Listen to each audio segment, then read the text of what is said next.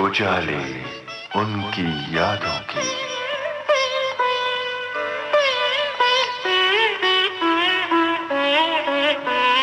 उजाले उनकी यादों के।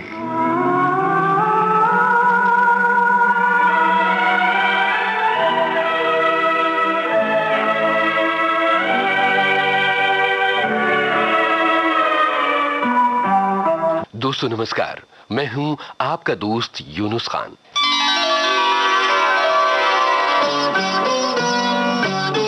ये कहानी शुरू हुई थी सरहद पार के एक छोटे से गांव से। एक प्यारा सा गांव जिसमें पीपल की छांव। अपनी जड़ों से अलग होने, अपनी मां को खो देने, देश के बंटवारे और उथल पुथल भरे हालात ने एक शख्सियत को बनाया। उस शख्सियत का नाम है सागर सरहदी।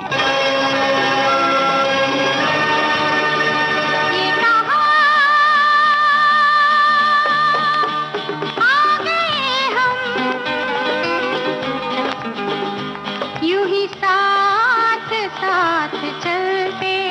जो कलम थिएटर के लिए लिखती थी, जिंदगी ने उससे फिल्में भी लिखवाई। मैं पल दो पल का शायर हूँ, पल दो पल मेरी कहानी है, पल दो पल मेरी हस्ती है, पल दो पल मेरी जवानी है। और आगे चलकर सागर सरहदी ने फिल्में बनाई भी। हम और तुम अगर गरीब न होते तो हमको कोई भी जुदा नहीं कर सकता था, है ना? हो, फिर हमको कोई भी जुदा नहीं कर सकता था। मेरी नेकी, मेरी इज्जत, मेरी गरीबी का वास्ता हमें भूल जाइए। एक बात याद रखो सच्चू, अगर हम तुम्हारे न हो सके तो। उजाले उनकी यादों के इस कार्यक्रम में अपनी यादों के उजाले बिखेर रहे हैं जाने माने लेखक और निर्देशक सागर सरहदी। करोगे याद तो हर बात याद आएगी, गुजरते वक्त की हर मौज ठहर जाएगी। पिछले हफ्ते हमारी बातें नूरी के बारे में हो रही थी और प्रोग्राम का वक्त खत्म हो गया था। नूरी के बारे में मेरे कुछ और सवाल हैं, तो मैं सोच रहा हूं कि इस बार का सिलसिला नूरी से ही शुरू करते हैं। नूरी का जो कंसेप्ट है वो कैसे आया था? आपने मैंने शॉर्ट स्टोरी लिखी हुई थी। उसी शॉर्ट स्टोरी मेरे गांव का जो था ना, बफा छोड़ के आया था, वहाँ एक वाकया हुआ था जी। तो उस वाकया राइटर जो है उसके यहाँ कॉन्शियस सबकॉन्शियस में सारी चीजें रहती हैं। जो चीज बचपन में सुनी सुनाई है, बाद में उसको वो लिखता है। तो मेरा वो सारा सिस्टम था। मैंने अपने गांव में कोई वाकया सुना था जब मैं 8 साल का बच्चा था, जब मैं राइटर नहीं था, जब मैं स्टूडेंट था। वो वाकया मुझे दोबारा कहीं सबकॉन्शियस में पड़ा था। जब मैं नया नया राइटर बना तो मैंने वो कहानी लिखी और वो शमा में उर्दू मैगजीन में छप गई जी। उर्दू में छपी तो हमने बाद में जब इंडस्ट्री ज्वाइन की तो लगा कि इसमें फिल्म बन सकती है। फिल्म बनी तो उनका ख्याल था कि बहुत बेकार सी मतलब कुत्ते के बारे में क्या फिल्म बनेगी यश चोपड़ा के बैनर के नीचे। हमने वो भी साबित किया कि साहब वो all time super hit film जो है। और पूनम ढिल्लों को इंट्रोड्यूस किया, फारूक शेख साहब को इंट्रोड्यूस किया, भरत कपूर आए उसमें। बिल्कुल। और वो म्यूजिक खयाम सा हाईलाइट जो थी उसका, वो खयाम का म्यूजिक था। शानदार म्यूजिक। मेरा ख्याल है आज तक 11 के 11 गाने जानिसार अख्तर के गाने थे जी। और मतलब अजीब कॉम्बिनेशन था वो। बिल्कुल। पूनम नहीं थी, कमाल की लगती थी। कश्मीर के बैकग्राउंड में वो फिल्म बनी। सारी शूटिंग हमने एक ही जगह पर जम्मू में जाके वहाँ की हमने। और आज तक फिल्म जो है हमारी बहुत नाम है, बहुत काम है।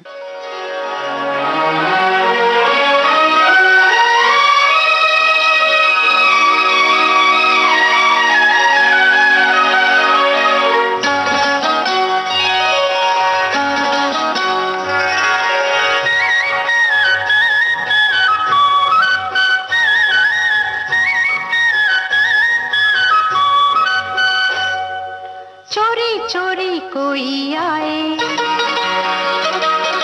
चोरी चोरी कोई आए, चुपके चुपके सबसे छुपके ख्वाब कहीं ले जाए। चोरी चोरी कोई आए, चोरी चोरी कोई आए, चुपके चुपके सबसे छुपके ख्वाब कई ले जाए, चोरी चोरी कोई आए।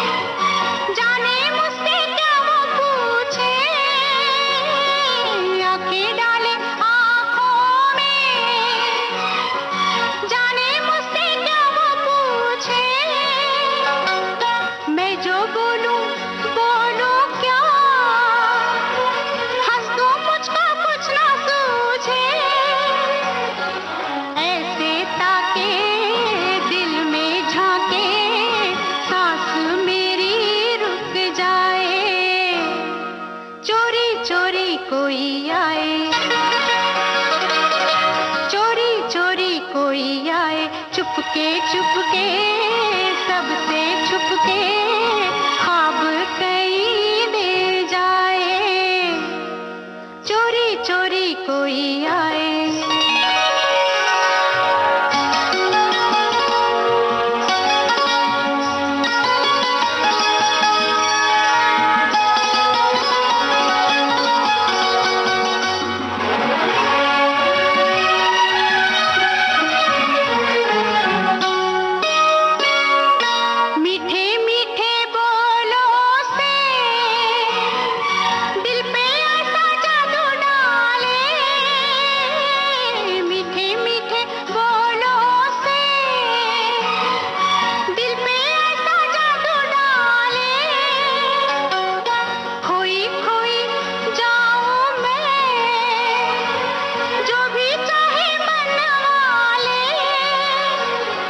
मुझको चूमे दिल तो झूमे, आंख मगर झुक जाए, चोरी चोरी कोई आए,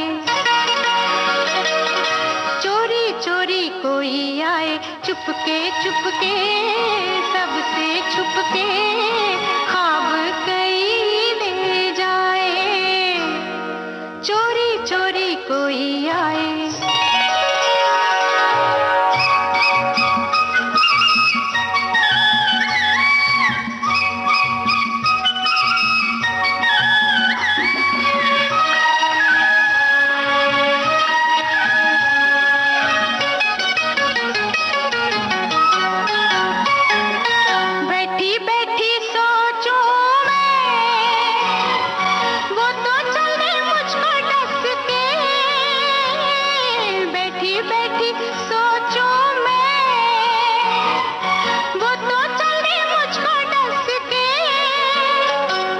मुझको मार डाले ना अपने बाजुओं में कस के, दिल जो धड़के ऐसे धड़के एक नशा छा जाए, चोरी चोरी कोई आए, चोरी चोरी कोई आए, चुपके चुपके सबसे छुपके ख्वाब कई ले जाए, चोरी चोरी कोई आए।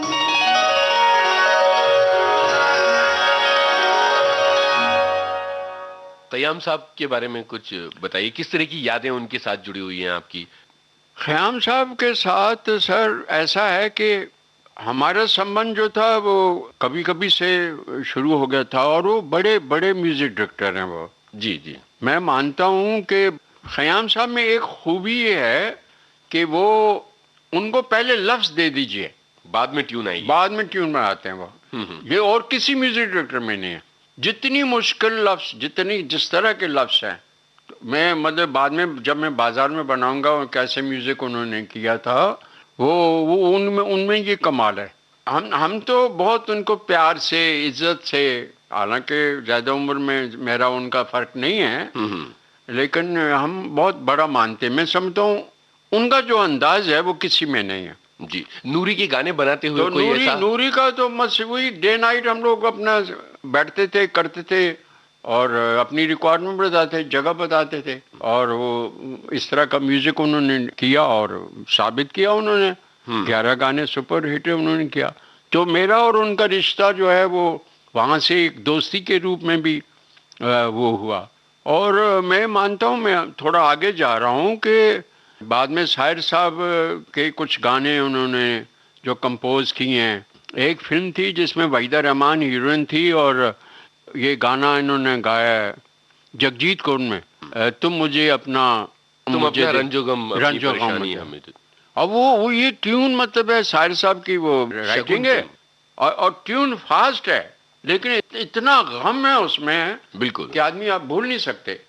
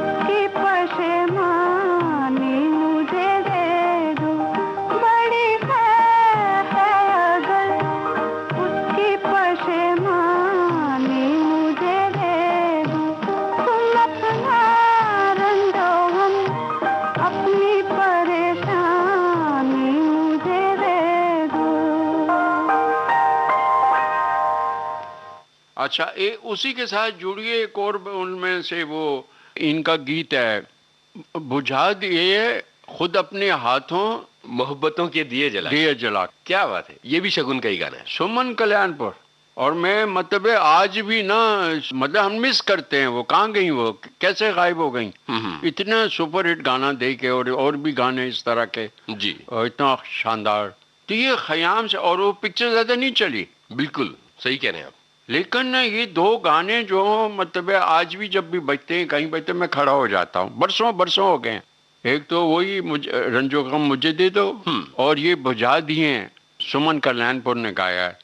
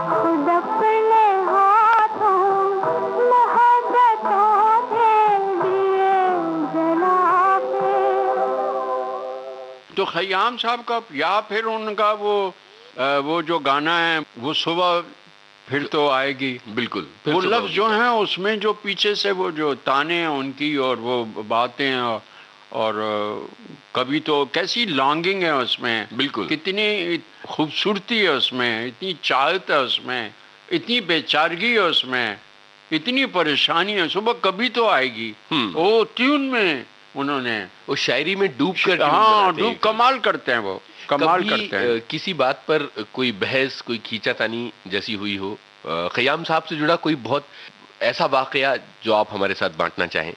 खयाम साहब का वाकया जो याद आ रहा है, एक मरतबा में हम लोग उन दिनों में बहुत आते जाते थे उनके घर पे, कोलाबा में रहते थे ये वो।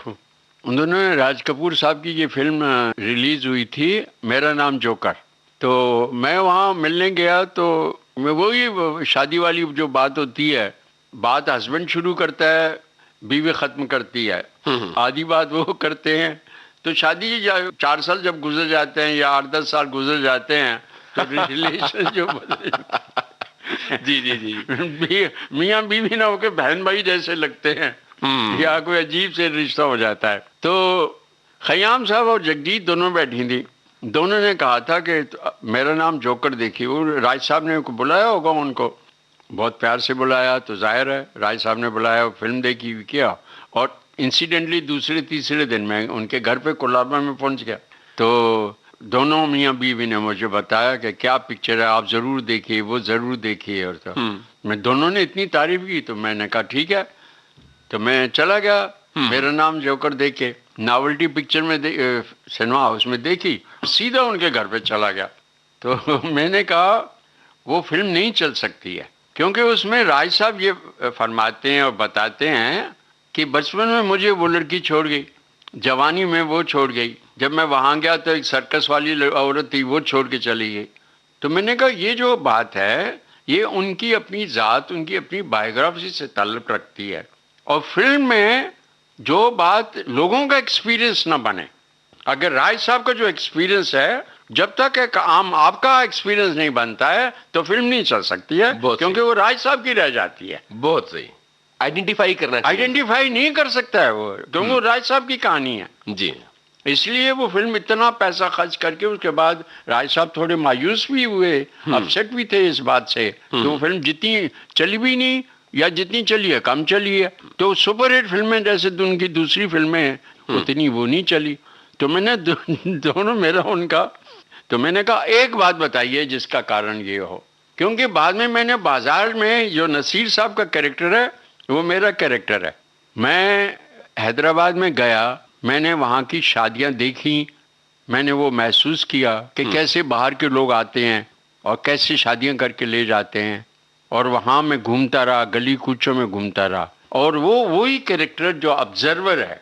फिक्शन थोड़ा सा ऐड हुआ तो नसीर साहब ने वो रोल किया, लेकिन वो उसको रियल वाक़या को फिक्शन बनाने तक 2 साल लगे मुझे। बिल्कुल सही है, उसको कुक करने में। हाँ, तब जो है नसीर साहब का कैरेक्टर लोगों को पसंद आया। बिल्कुल सही है। और उसमें जो नसीर साहब स्मिता को प्यार करते हैं ये फिक्शन है, ये लाइफ से मेरा कोई ताल्लुक नहीं है, वो कहानी है वो। तो मैंने अपने एक्सपीरियंस को ट्रांसफर करने के लिए, नसीर का कैरेक्टर बनाने के लिए उसमें ने फिक्शन जोड़ा, वो दर्द प्यार वगैरह जो था वो साथ में शामिल हुआ जी, तब जाके वो एक्सेप्ट हुआ। बात खयाम साहब की चल रही थी, खयाम साहब का एक गाना और सुना जाए आपकी पसंद का। ये 2 गाने मुझे बहुत पसंद है, जैसे मैंने बताए हैं। में एक फिल्म थी जिसमें शशि कपूर और ये नंदा, और फिल्म ज्यादा नहीं चली थी, अख्तर मिर्जा ने डायरेक्ट की थी। ठहरिए होशों में आलूं तो चले जाइएगा, आपको दिल में बिठा लूं तो चले जाइएगा, आपको दिल में बिठा लूं।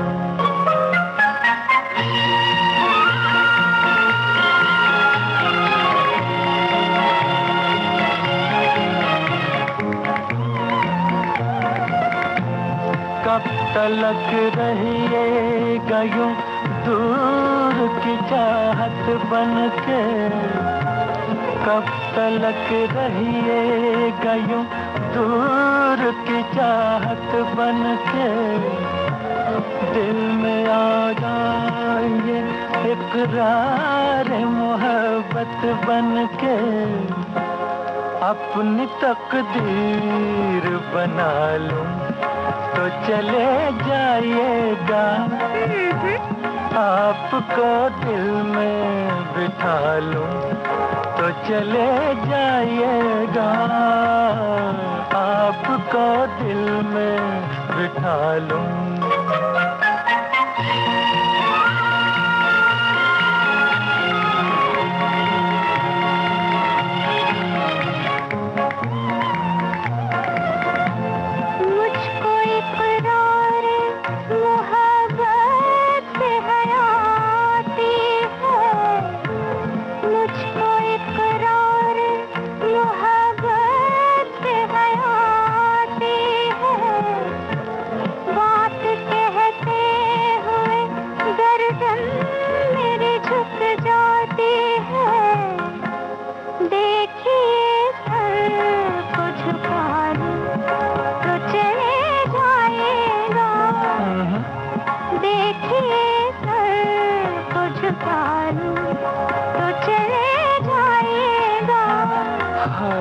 आपको दिल में बिठा लूं, ऐसी क्या शर्म जरा पास तो आने दीजिए, ऐसी क्या शर्म जरा पास तो आने दीजिए, रुख से बिखरी हुई जुल्फे तो हटाने दीजिए, प्यास आँखों की बुझा लूं तो चले जाइएगा, ठहरिए होश में आ लूं तो चला जाइएगा, आपको दिल में बिठा लूं तो चले जाइएगा, आपको दिल में बिठा लूं। उजाले उनकी यादों के। इस कार्यक्रम में आज हमारे साथ हैं जाने माने लेखक और निर्देशक सागर सरहदी।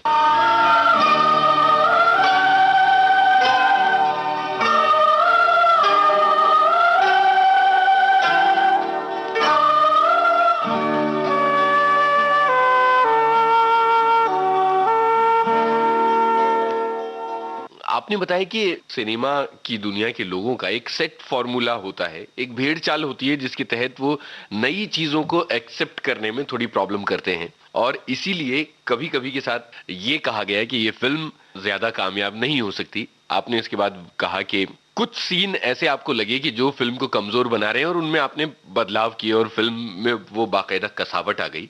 मैं ये जानना चाहता हूं कि जब फिल्म की शूटिंग चल रही थी उस दौरान क्या कभी कहीं किसी तरह की तब्दीली करने की डिमांड होती थी, और क्या आप शूटिंग के दौरान अपने लिखे को बदलते हैं?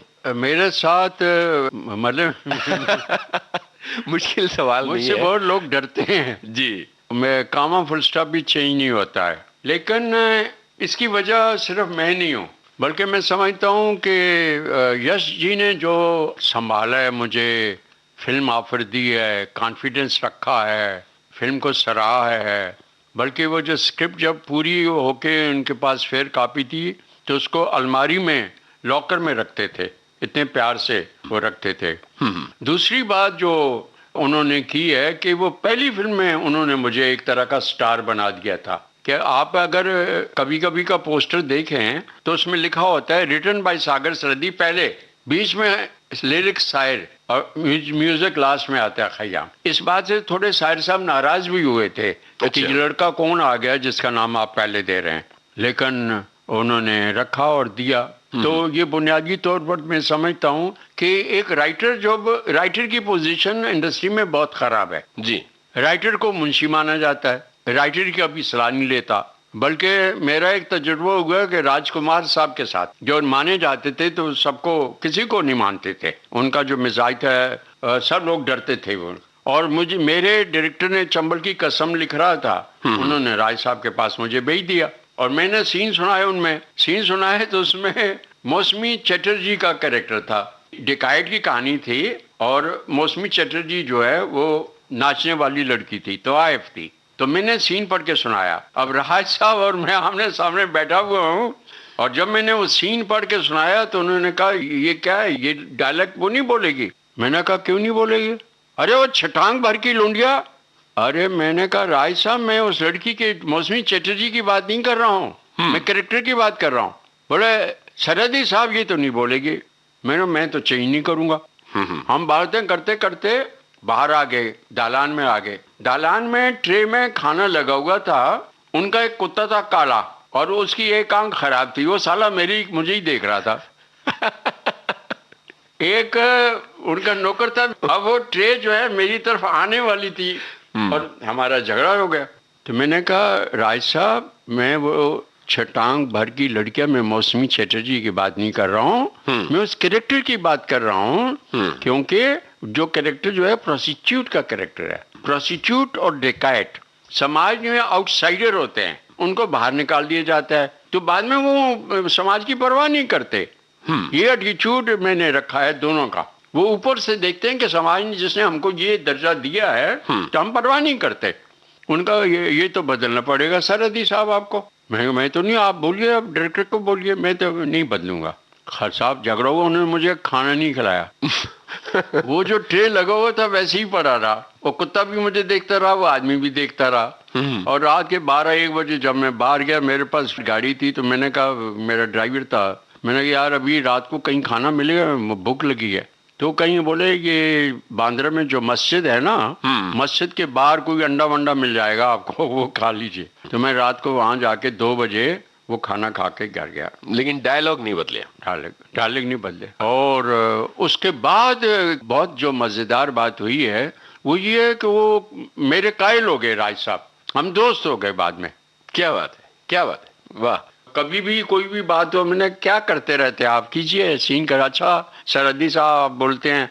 और उनका बड़ा फेवरेट डायलॉग होता था, आप बहुत अच्छे लगते हैं लेकिन हम भी खूबसूरत हैं, आइए हमारे साथ आइए।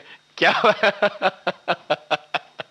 डायलॉग बाजी आपके सामने भी बराबर से तो मैं मतलब मेरे बारे में ये मशहूर है। बेसिकली मैं चूंकि तो कोई एक्टर तो नहीं मेरे सामने नहीं बोलता, मैं उसको, हाँ डायरेक्टर बोल सकता है। डायरेक्टर बोलेगा कि सीन बड़ा है तो छोटा कर लेंगे या ये काटना है, तो वो चूंकि मेरा डायरेक्टर है, मैं मानता हूँ डायरेक्ट वो करने वाला है। लेकिन ये अनफॉर्चुनेट है क्योंकि इंडस्ट्री में ये जो चलन है कि राइटर जो है, राइटर की कोई अहमियत नहीं है और आज उसका भुगत रहे हैं। बिल्कुल सही कह रहे हैं। आज जो फिल्में फ्लॉप हो रही हैं और आज तो ऐसी जनरेशन आई है, ना उर्दू जानते हैं ना हिंदी जानते हैं, रोमन में लिखा जाता है आजकल और तबाही मची हुई और फिल्में सारी की सारी फ्लॉप हो रही हैं। चलिए पहले ये गाना सुनते हैं।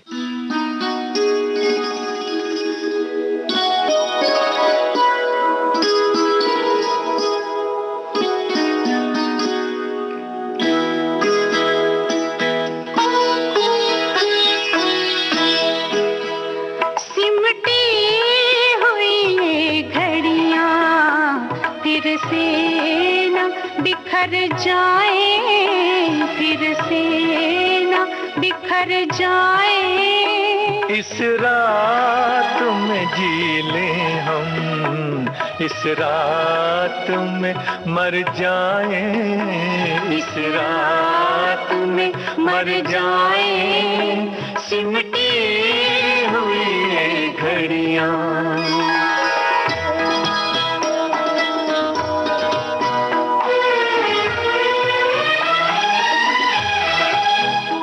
अब सुबह न आ पाए, आओ ये दुआ मांगे, अब सुबह न आ पाए, आओ ये दुआ मांगे, इस रात के हर पल से रातें ही उभर जाए, रात भर जाए सिमटी हुई घड़ियां।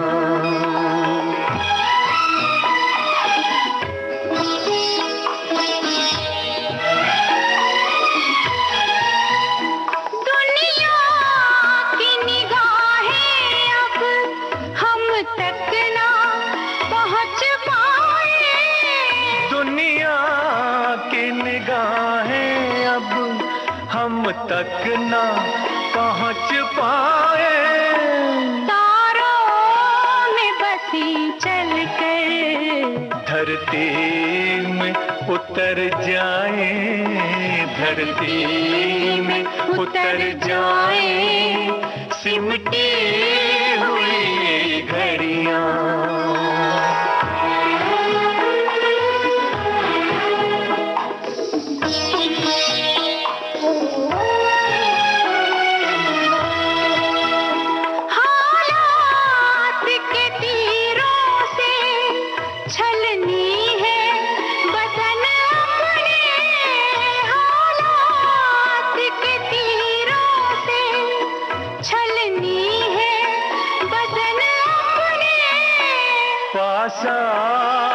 के सीनों के कुछ जख्म तो भर जाए, कुछ जख्म तो भर जाए सिमटी हुई घड़ियां।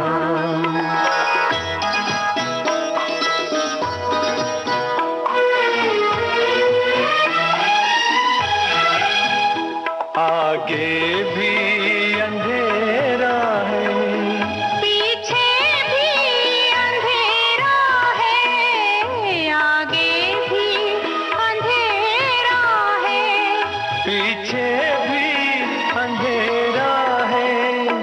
अपनी है वही सांसें जो साथ गुजर जाए, जो साथ गुजर जाए सिमटी हुई घड़ियां।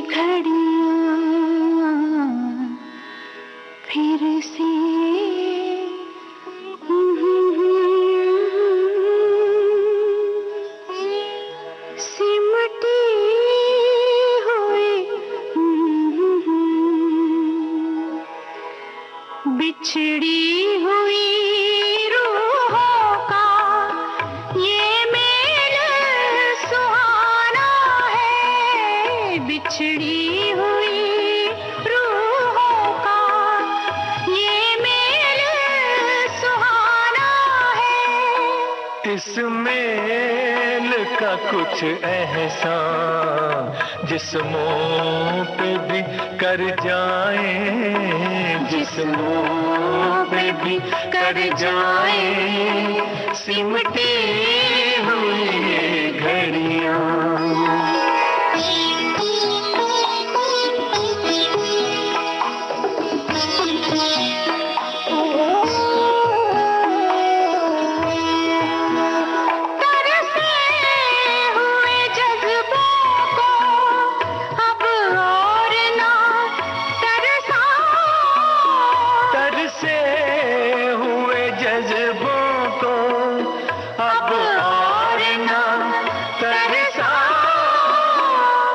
शान पे सर रख दो, हम बाहों में भर जाए, हम बाहों में भर जाए सिमटी हुई घड़ियां। उजाले उनकी यादों के। इस कार्यक्रम में आज हमारे साथ हैं जाने माने लेखक और निर्देशक सागर सरहदी।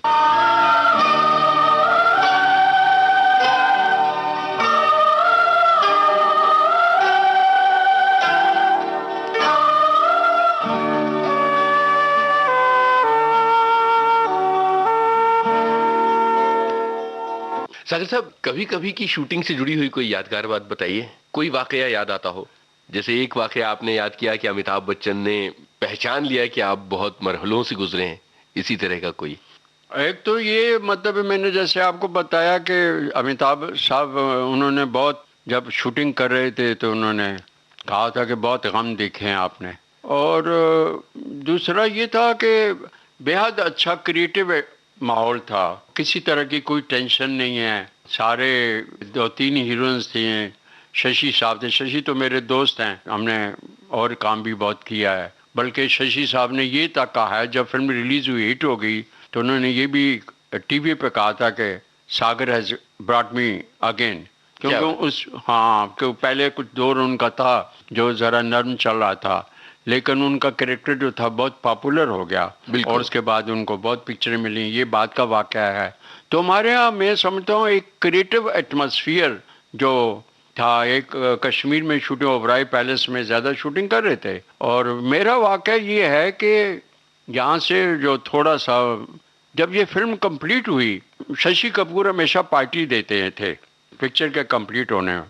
तो 2 जो डोंगे थे, जो नाव थी, 2 साथ में चलती थी। एक में टेक्नीशियंस बैठते थे, एक में स्टार बैठे थे। तो उनका कहना था कि पिक्चर चूंकि ख़त्म हो गई है, अगर टेक्नीशियन लोग अगर ज़्यादा दारू पीना चाहते हैं या ज़्यादा खाना चाहते हैं तो वो अपनी मर्जी से अलग से खाएं पिएं, पाबंदी ना हो। अगर वो हमारे साथ बैठेंगे तो शायद झिझक महसूस करेंगे, लेकिन खाना वही होगा जो एक डोंगे में जाता है, वही खाना यहाँ भी सर्व होगा। दारू भी वही होगी जो वहाँ पी जाती है, वो भी यहीं पी जाएगी। तो किस तरह की कोई नहीं होगा। तो मुझे एक बड़ी अपसेटिंग सी बात जो मुझे मेरी ज़ाती ज़िंदगी से ताल्लुक़ है, तो किसी को पता ही नहीं चला कि मैं पार्टी से उठ के निकल आया हूँ और किनारे से मेरा होटल जो था झील से 3-3.5 किलोमीटर दूर ओबराय पैलेस था। बहुत अजीब सा वाक़या है।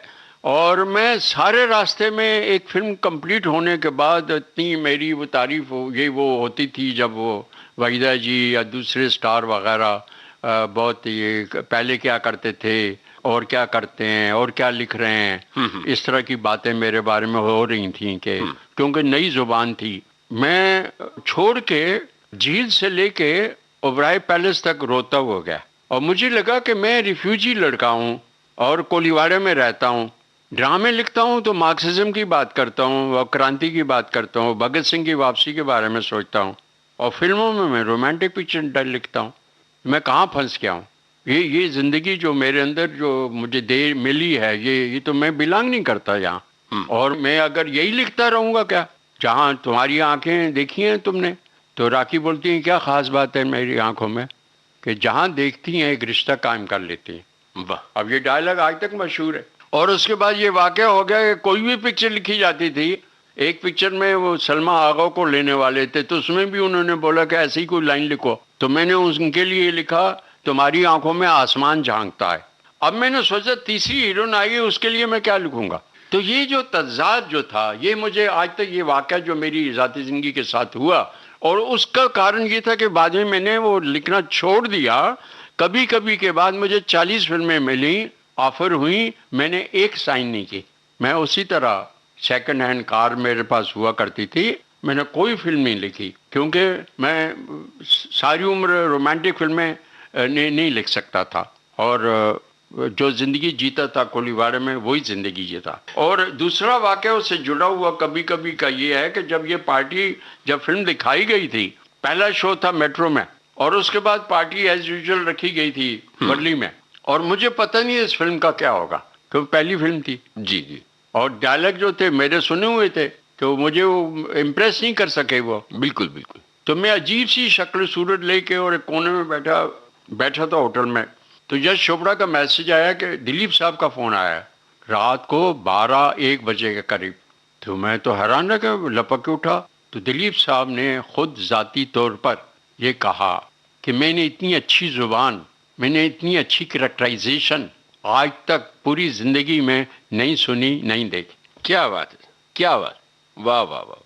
तो तब मुझे लगा कि ये फिल्म, अगर ये घर जाकर उनको ये याद रहता है और फ़ोन करते हैं, उनको ये पता कि यहाँ पार्टी है, और फ़ोन करते हैं और पूछते हैं, जैसे बात करते हैं और मुझे बुलाते हैं मेरा नाम पूछ के, क्योंकि मेरी पहली फिल्म थी।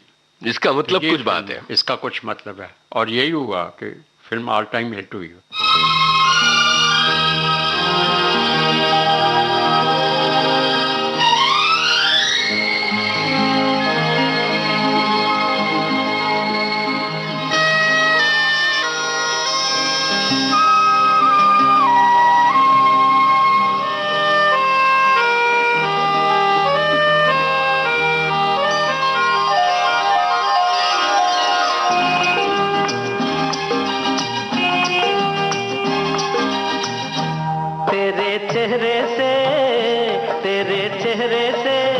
नजर नहीं हटती नजारे हम क्या देखें, नजारे हम क्या देखें। तुझे मिल के भी, तुझे मिल के भी प्यास नहीं घटती नजारे हम क्या देखें, नजारे हम क्या देखें।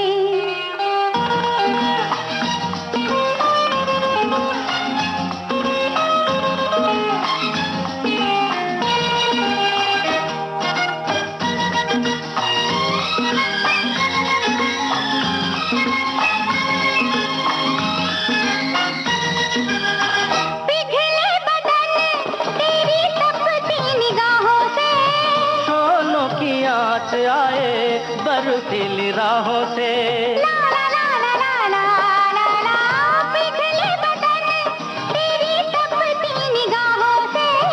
शोलों की आँच आए बर्फीली राहों से, लगे कदमों से, लगे कदमों से आग लिपटती नजारे हम क्या देखें, नजारे हम क्या देखें। तुझे मिल के भी, तुझे मिल के भी प्यास नहीं घटती नजारे हम क्या देखें, नजारे हम क्या देखें।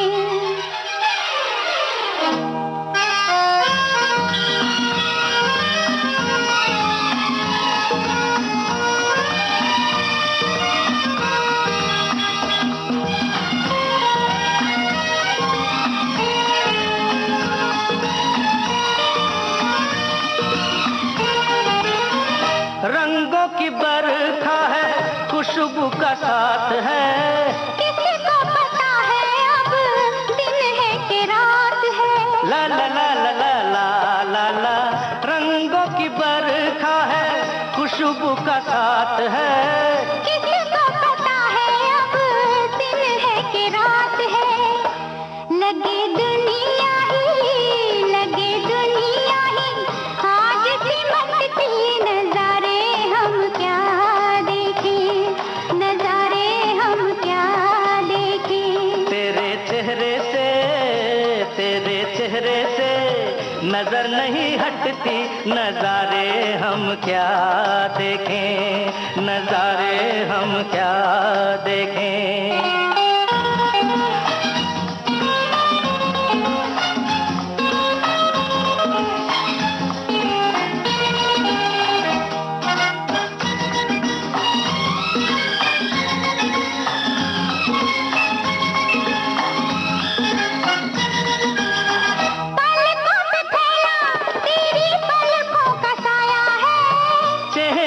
तेरे मेरा चेहरा छुपाया है। ला ला ला ला ला ला ला, पलकों पे फैला तेरी पलकों का साया है।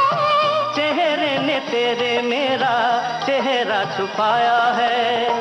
तेरे जलवों की, तेरे जलवों की धुंध नहीं छटती नजारे हम क्या देखें, नजारे हम क्या देखें। तुझे मिल के भी, तुझे मिल के भी प्यास नहीं घटती नजारे हम क्या देखें, नजारे हम क्या देखें। तेरे चेहरे से, तेरे चेहरे से नजर नहीं हटती नजारे हम क्या देखें, नजारे हम क्या।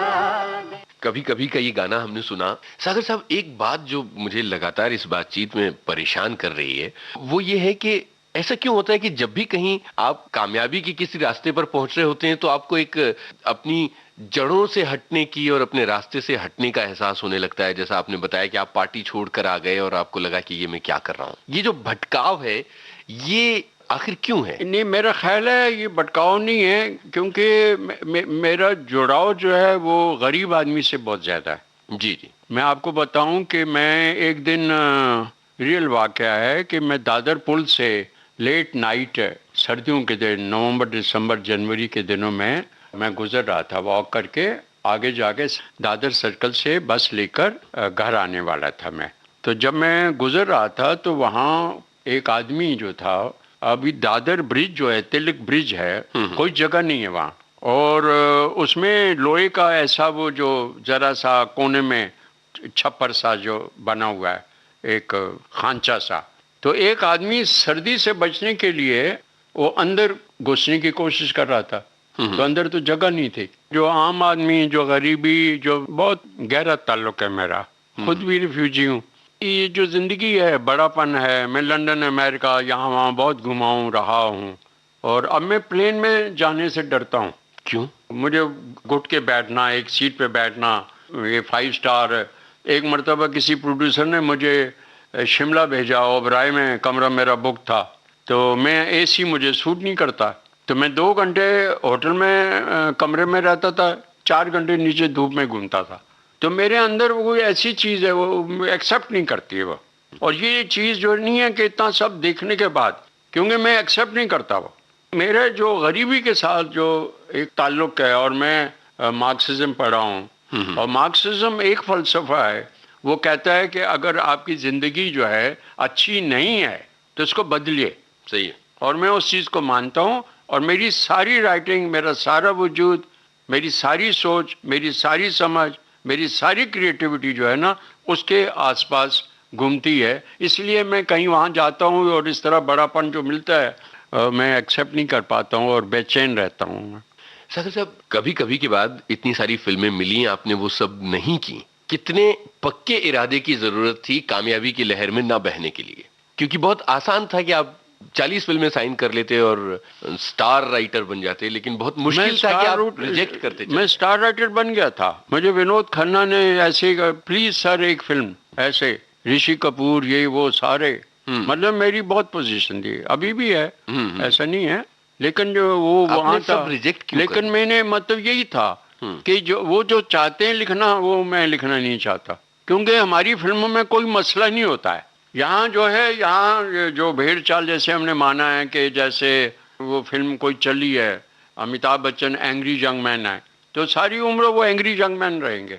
जब आपकी फिल्म आपको मिलेगी और उसमें अमिताभ बच्चन है, तो आपको ये साबित करना पड़ेगा कि वो एंग्री यंग मैन है, उसके हट के आपको लिखेंगे नहीं आप। फिर सारी उम्र जितने उनकी उन्होंने फिल्में की हैं, ज्यादातर तो एंग्री यंग मैन की हैं। एक खांचा बन जाता है, हाँ, ढांचा बन जाता है, भेड़ चाल होती है। और गरीबी जो है, वो गरीबी भी पीछे वो सारंगी बजा के गरीबी बताना चढ़ जाते हैं, उसमें रियलिटी से कोई ताल्लुक नहीं होता है, तो मैन्युफैक्चर्ड होती हैं सारी चीज़ें। तो हमारे यहाँ क्योंकि बेसिकली जो प्रोड्यूसर हमारा जो है वो धंधा करता है, वो इसको आर्ट नहीं मानता है, बिजनेस मानता है, बिजनेस मानता है, और बड़ा बिजनेस मानता है।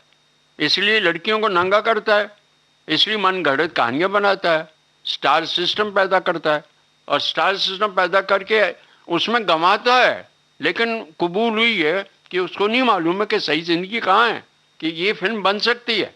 क्योंकि जब मैंने बाजार बनाने की कोशिश की, मुझे यही कहा कि ये एक शो नहीं चलेगी और आज तुम्हारा जो फ्लैट है वो बिक जाएगा। सही, तो एक्सेप्ट नहीं करना है। सागर साहब, कभी कभी से आगे की बातें करेंगे, लेकिन यहाँ एक गाने की बारी है, तो अब अपनी पसंद का एक गाना बताना है आपको। देखिए, मुझे ये 3 फिल्में जिन्होंने मुझ पे बहुत असर किया है, एक है जोगन, एक है मुगल आजम, और एक है मदर इंडिया। तो इन्होंने मेरी ज़िंदगी में भी बहुत असर किया है। आप जोगन का बजा सकते हैं, मुगल आजम का कोई गीत बजा सकते हैं, या इन तीनों में से कोई भी एक गाना जो है वो बिल्कुल आप कर सकते हैं। मेरे ख्याल से मुगल आजम का गाना सुना जाए।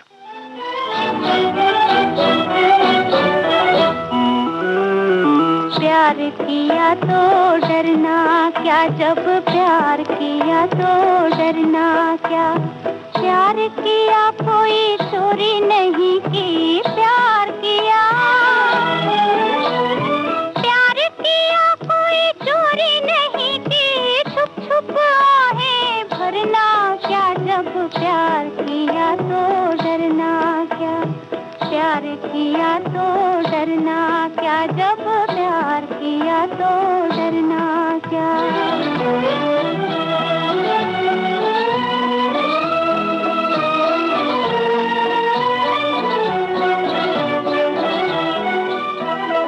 आज कहेंगे दिल का फसाना, जान भी ले ले चाहे जमाना। आज कहेंगे दिल का फसाना, जान भी ले ले चाहे जमाना। मौत वही जो दुनिया देखे, मौत वही जो दुनिया देखे। घुट घुट कर यूं मरना क्या, जब प्यार किया तो डरना क्या। प्यार किया तो डरना क्या, जब प्यार किया तो डरना क्या।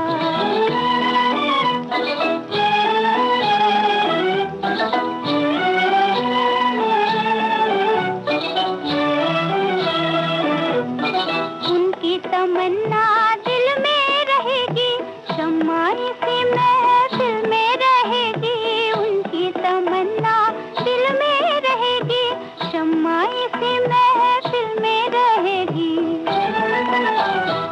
इश्क में जीना, इश्क में मरना, इश्क में जीना, इश्क में मरना। और हमें अब करना क्या, जब प्यार किया तो डरना क्या। प्यार किया तो डरना क्या, जब प्यार किया तो डरना क्या।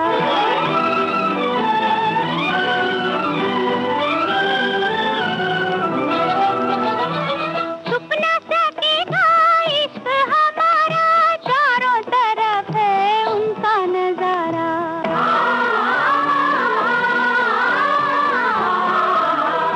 छुप न सकेगा इश्क हमारा, चारों तरफ है उनका नजारा। पर्दा नहीं जब कोई खुदा से, पर्दा नहीं जब कोई खुदा से। बंदों से पर्दा करना क्या, जब प्यार किया तो डरना क्या। प्यार किया तो डरना क्या, जब प्यार किया तो डरना क्या। प्यार किया कोई चोरी नहीं की, छुप छुप आहें भरना क्या, जब प्यार किया तो डरना क्या।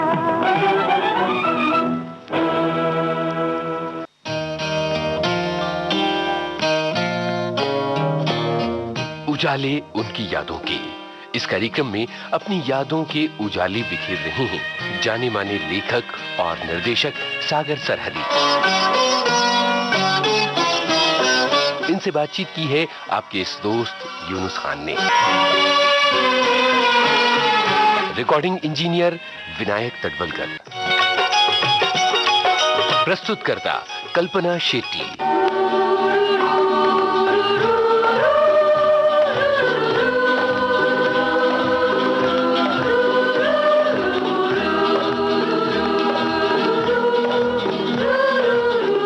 तो सागर सरहदी की यादों के उजाले अगले हफ्ते जारी रहेंगे, जरूर सुनिएगा।